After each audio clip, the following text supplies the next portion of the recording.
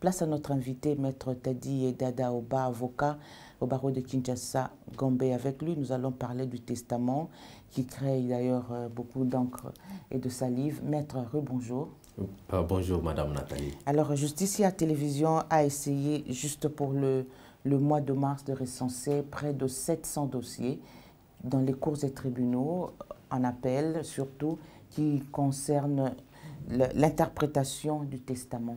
Alors, on va faire un peu simple pour nos téléspectateurs. C'est quoi un testament?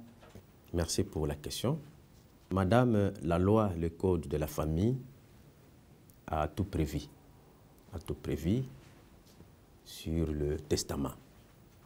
Mais avant d'abord d'arriver là, j'aimerais quand même parler sur l'importance des testaments. Pourquoi les faire? Madame, il est toujours utile de rédiger un testament, quelle qu'il soit l'importance du patrimoine que l'on dispose. Qu'on ait une famille ou pas, mais quand même, c'est vraiment, c'est une, pas obligation, mais un vouloir pour une personne qui est responsable de préparer déjà un testament qui pourra prolonger déjà les temps auquel il ne sera plus en vie, permettre à la famille, aux héritiers, à celui ou à celle qu'ils veulent transférer ou soit alléguer ses biens. Parce qu'à la fois, les biens peuvent être même allégués à une personne qui ne soit pas un membre de la famille. Et pourquoi rédiger un testament? Pourquoi c'est si important pour un justiciable de rédiger un testament? Oui, madame, dans la pratique, nous sommes en train de voir dans les cours et tribunaux, plusieurs conflits tournent sur la succession. Or, la succession, l'élément de départ ou l'élément de base, c'est le testament. Lorsque du vivant et que vous ne rédigez pas un testament, des conséquences, c'est des conflits. Et ces conflits, c'est dans la succession. La succession, notamment, ce sont des biens laissés. Il faut noter qu'il ne peut rédiger un testament que celui qui a un patrimoine. Vous n'avez rien, vous ne rédigez rien non plus. On ne peut pas laisser du vent. Peut-on rédiger un testament sur base des dettes aussi? Mais madame, on peut rédiger même les testaments par rapport à l'organisation des funéraires. Que voilà, moi je veux que vous me mettez tel cercueil, je veux que vous m'enterrez à tel endroit. Vous voyez même les gens de Bas-Congo, souvent, et quand ils décèdent, mais ce n'est pas ici, on les amène là-bas. Donc c'est-à-dire, c'est sous forme aussi de testament. Donc c'est l'air qu'ils tirent, c'est vraiment une volonté. Donc les testaments, c'est un élément très important à une personne qui veut organiser sa vie, qui veulent qu'après sa mort et que les héritiers, la famille, puissent suivre toute sa propre volonté telle que voulue par lui-même. On sait aujourd'hui, avec le temps, que ce document est source de beaucoup de conflits, mais la loi a bien précisé 3 types de testaments. Il y a, par exemple, un testament authentique où vous le faites avec un notaire à côté. Il y a aussi le testament holographe, où le testataire le fait seul. Et en droit comparé, on parle de testament international, mais ici, on a parlé du testament oral. Alors, est-ce qu'il y a ici, notre code civil ou peut-être le code de la famille a-t-il donné des précisions un peu plus exactes pour chaque type de testament? Oui, effectivement, madame, le code est là. Les articles qui prévoient des types de testament, c'est en commençant par l'article tel que je viens de dire, 766, in fine jusqu'à la fin, vous allez voir que la loi a donné des types de testaments. Bon, les testaments, notamment tels que vous venez de citer, authentiques, bon, ce testament, c'est un testament qui est rédigé devant les notaires. Est-ce que c'est le plus important par rapport à un testament oral où les deux s'équivalent? Bon, ce qui est très important, madame, je dois vous confirmer, c'est le testament authentique. Parce que celui-là est rédigé devant les notaires ou à la fois ça peut être aussi rédigé devant l'officier de l'état civil. Et celui-là, il y a des conditions que la loi a prévu pour que ça soit rédigé. Alors, le testament oral, bon, effectivement, c'est un testament voulu par la loi. Bon, et c'est voulu, c'est par rapport ici à RDC. Mais ailleurs, en France, c'est testament oral, c'est vraiment... Ça n'existe pas, c'est beaucoup plus international. Ça n'existe pas, cette fois-ci, c'est testament international. Mais ici au Congo, on a adopté ça, c'est parce que nous avons beaucoup de personnes qui sont des illettrés. Vous voyez, les gens qui n'ont pas assez de niveau intellectuel, qui ne savent pas lire, qui ne savent pas écrire. Et c'est comme ça que, bon, on a donné la possibilité à ces personnes-là, avant la mort, s'il y a éminence, notamment que la personne est vraiment à l'état de l'agonie, et peuvent devant des témoins majeurs et léguer tout ce qu'il veut par rapport à sa volonté. Mais le même code interdit pour un testament oral de léguer le code parle de 10 000 zaïrs, mais il y a un montant qui ne peut pas dépasser pour un testament oral. C'est déjà une manière de bloquer la valeur juridique de ce testament, non? Oui, effectivement. Parce que ça ne fait pas foi. Oui, effectivement, ça ne fait pas foi parce que ça pose beaucoup de problèmes par rapport à l'applicabilité. Parce que d'ailleurs, la loi est allée trop loin, parce qu'il dit lorsque la personne n'est pas décédée durant 6 mois, donc ce testament n'a plus sa valeur juridique. Ça tombe. Donc l'applicabilité pose beaucoup de problèmes parce que, à des fois, ça ne donne pas la conviction à ceux dans lesquels on a légué la parole. Et à des fois, qu'est-ce qui nous confirme qu'effectivement, les deux témoins, ce qu'ils parlent, et que c'est vraiment la volonté du dernier, en fait, de la personne. Donc, ce testament, ça nous pose beaucoup de problèmes au niveau du tribunal. Alors, maître, en 12 ans de carrière, comment vous vous sentez quand des justiciables vous consultent pour, par exemple, suivre un dossier de faux en écriture en ce qui concerne l'interprétation d'un testament? Avec cette réalité de respect dû aux morts, on ne peut pas tromper la volonté d'un mort, mais il y a quand même des justiciables qui sont condamnés pour ça. Est-ce que ça ne vous fait pas réfléchir un peu aujourd'hui? Madame Nathalie, sans toutefois vous prendre trop du temps, l'interprétation des testaments en droit congolais n'est pas vraiment autorisée, parce que c'est la dernière volonté de décousse. Et donc, même le code n'a pas prévu quant à un recours sur l'interprétation du testament. Mais vous êtes, peut-être pas vous, mais vos confrères, vous avez eu à assister des justiciables qui étaient devant des situations pareilles où on parlait. Oui, effectivement, c'est ce problème que nous sommes en train de voir dans la pratique, madame. Dans la pratique, effectivement, lorsque les clients vous consultent et qu'ils viennent vous dire qu'ils ont un testament oral, tel que les deux témoins, et l'avocat a beaucoup d'exercices à faire. Parce que les deux témoins, rien qui nous assure, rien qui nous prouve qu'effectivement, tout ce qui va sortir des deux témoins sont réels. Ça pose beaucoup de problèmes.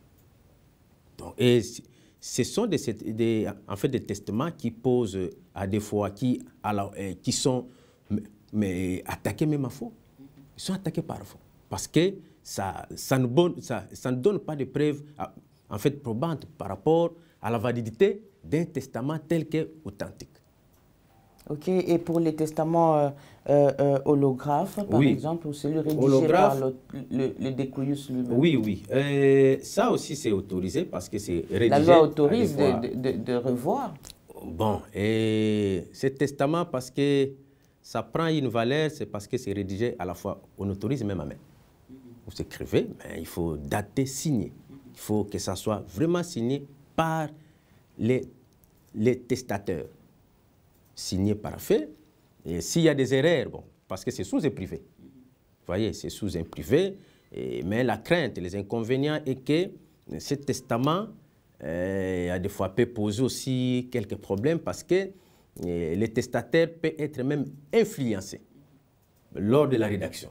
Tu vois, c'est-à-dire... Par son avocat, par exemple. Bah bon, pas avocat, mais par sa copine, par exemple. Il peut avoir sa copine dans laquelle il côtoie, bon, son ami, ou encore un membre de famille, lors de la rédaction, il peut l'influencer pour que ça porte même préjudice aux uns aux autres héritiers. Et à des fois aussi, sous un privé, ça peut aussi perdre, s'égarer. Donc, c'est dans la pratique où ça pose certains problèmes. Mais sinon, c'est un testament qui est réglementé dans notre code de la famille et qui a aussi sa valeur juridique. Et pour qu'un testament soit conforme à la loi, ça doit se présenter comment? Bon, un testament, pour que ça soit conforme à la loi, d'abord, premièrement, le testament doit être rédigé par les testateurs. Les testateurs seuls. Madame Nathalie, le testament ne peut jamais être rédigé par une tierce personne. Il n'y a pas de procuration. Il n'y a pas de procuration. C'est vraiment, c'est un acte qui est de très rares actes qui soient vraiment rédigés personnellement. Pas de mandataire, pas la procuration. Seul, vous les rédigez. Ça, c'est la première condition, donc seul. Et aussi, la deuxième condition, le testament doit respecter. Il doit respecter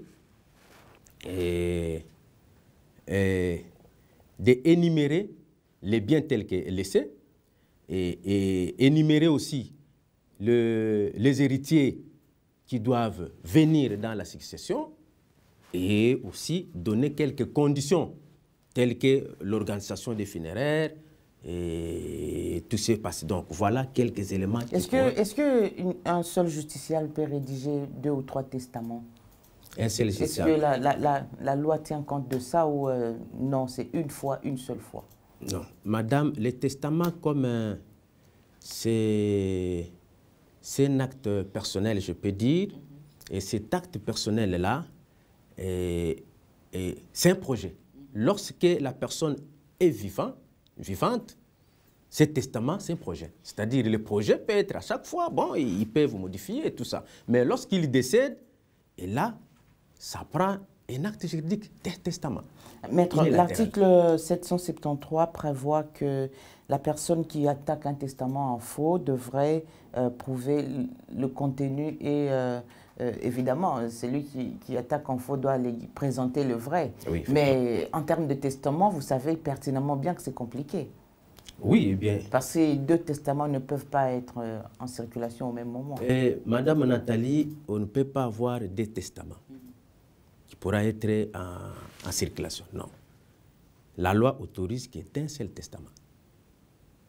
Donc, lorsqu'il y a 2 testaments, effectivement, il y a un faux certificat. Il y a un faux testament qui est en cours. Mais sinon, la loi, lorsque la personne est vivante, il rédige un projet. Dès qu'il décède, ça devient un testament, un acte authentique, unilatéral. Vous-même, vous avez déjà rédigé votre testament? Bon, c'est un projet. C'est un projet. Madame, c'est chaque jour. Les testaments, on les rédige et on peut modifier à chaque fois. À chaque fois, bon, on dit non, ça j'ai fait ça et ça j'ai fait ça. Et pourquoi il y a aussi une question de culture, maître? Parce que c'est très compliqué pour beaucoup de justiciables. On parle de la République démocratique du Congo. Ceux qui sont prêts à rédiger le testament, c'est comme si on voulait les pousser à la mort. D'autres ont des interprétations assez erronées de la situation. Oui, madame, je vais vous faire rire. J'ai un client là, effectivement, bon, c'est monsieur un peu avancé. À chaque fois que je le conseille, je dis, mais monsieur, est-ce que vous pensez aussi vraiment à faire quelque chose, laisser un testament, tout ça? Il me dit, maître, vous voulez que je puisse mourir? Vous voulez que je puisse mourir? Donc, effectivement, j'ai joint à ce que vous êtes en train de dire. Ici au Congo, nous n'avons pas cette culture-là. Culture de rédiger un testament pour nous, les Congolais. Nous avons peur de dire que voilà, je vais appeler la mort sur moi. Mais sinon, ailleurs, même en Europe, vraiment, une personne vivante prévoit déjà. C'est comme si vous êtes en train de prévoir la vie future. C'est la vie future que vous êtes en train d'analyser. Alors, c'est très important d'analyser, de faire déjà un projet pour la vie future. Alors, est-ce que la loi a prévu des explications un peu plus détaillées sur cette clause de révocation du testament ou de retrait des héritiers du testament pour indignité? Oui, effectivement, le code a prévu, il a prévu, bon, l'indignité, c'est par rapport au comportement d'un héritier, d'un enfant. 6 mois avant la mort. Oui, 6 mois avant la mort, lorsque un enfant pose des actes qui soient de caractère indigne devant son parent, et celui-là, il peut saisir le tribunal pour l'indignité. Et d'office, on l'extrait de la succession directement. Il ne bénéficie plus. Il perd même tous les avantages étant qu'héritier. Est-ce que c'est logique, c'est normal? Oui, c'est logique. Oui, mais est-ce que c'est logique? Oui, mais Madame Nathalie, vous n'allez pas accepter un enfant qui veut vous administrer. Prenons le cas de la mort. Donc, prenons le cas, par exemple, un parent qui était gravement malade et l'unique moyen, c'est cet enfant qui devait l'aider. L'enfant refuse d'aider alors son parent, qui était gravement malade. Vous voyez cet acte-là des gens, ça touche à la mort du papa. L'objectif du législateur, c'est quoi? C'est sanctionner, faire réfléchir? Bon, l'objectif du législateur, c'est par rapport à la vie pratique que nous voyons, parce qu'il y a plusieurs enfants. Vous voyez, aujourd'hui, les enfants commencent même à aller donner même des gifles à ses parents. Alors, de tels caractères, de tels comportements, qu'on donne aux parents la possibilité de sanctionner cet enfant-là. De les sanctionner compte tenu de ce comportement qui n'est pas digne et de ne pas bénéficier de la succession. Maître, expliquez un peu à nos téléspectateurs la valeur juridique d'un testament. Oui, Madame Nathalie, la nature juridique d'un testament, c'est un acte unilatéral. Donc, c'est-à-dire, unilatéral, c'est un acte qui dépend de sa propre seule volonté. Donc, cela ne peut jamais être associé avec plusieurs personnes. On ne peut jamais avoir un testament rédigé par plusieurs, 3 des personnes. Non, non. Un acte personnel, unilatéral. Il décide seul cet acte-là. C'est comme ça, sa nature juridique, c'est un acte unilatéral. Ouais.